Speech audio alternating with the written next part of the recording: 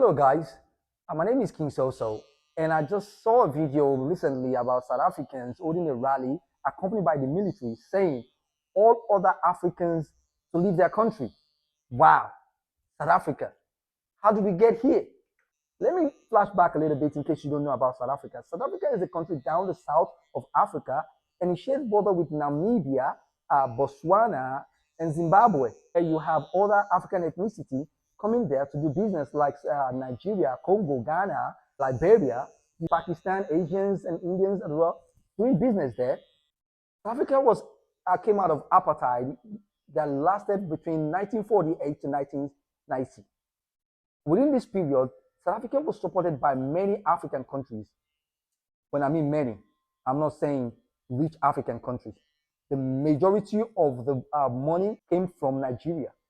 I'm talking about not $1 million, about over $61 billion was spent between 1948 to 1990 to help South Africa out of apartheid. At a point, Nigeria was giving asylum to all opposition parties to come live and work in Nigeria. But how did we get here?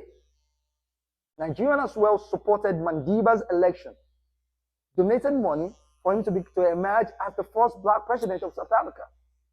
In Nigeria, as I speak today, there's a museum in Lagos and some other areas in Nigeria that hold a session for the children of Soweto after the massacre. But how did we get here? What exactly is going on?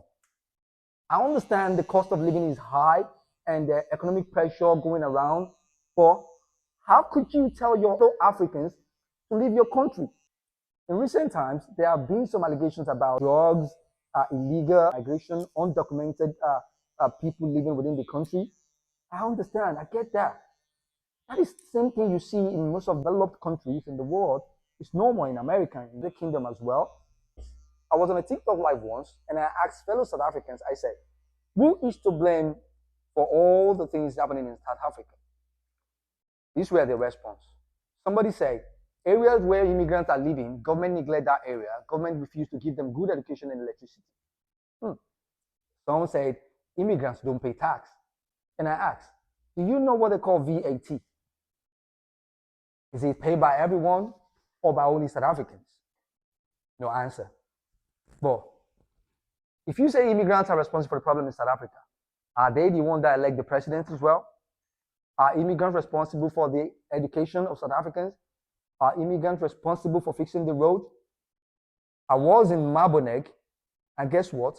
I saw a large number of Malawians there doing photograph business. And guess what? Mate, they just took my photos and gave me, send it to me via my email, and I gave them 10 quid. That's a job. African immigrant in South Africa. I don't know if they are undocumented, but they all own their own business.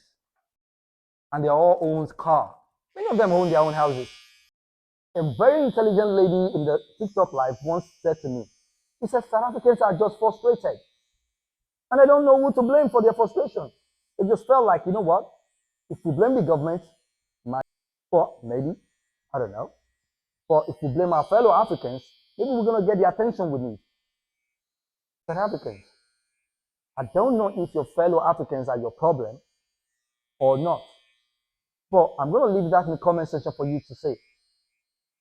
Now, on the note that the government is open border for Europeans to come in, and you want your fellow Africans to leave your country, tell me, how would that help the economy to grow? Would that give you a better life? I don't know. But I heard some South African boys saying that they don't like Nigerians. And I said, why? They said because Nigerians are spoiling their girls. They spend a lot of money on the girls, and the girls are asking for too much. And these too much are things Nigerians are giving to them.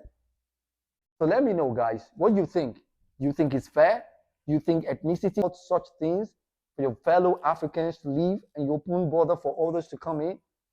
Or are we smelling another apartheid coming up again? Maybe. I don't know, but if you guys in South Africa, come on, guys, let me know. Oh, did I mention that I was almost robbed in something when I went there for holiday in June? Guys, if you're in Johannesburg in South Africa, you should keep your phone or you might lose your life and the phone.